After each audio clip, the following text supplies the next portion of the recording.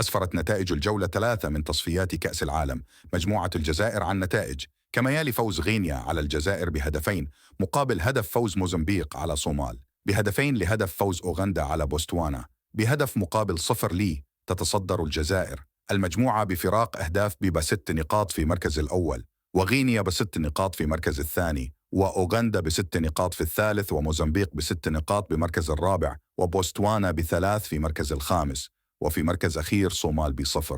في الجولة الرابعة يتنقل المنتخب الجزائري إلى أوغندا في موجهة قوية يوم 10 جوان على ساعة 5.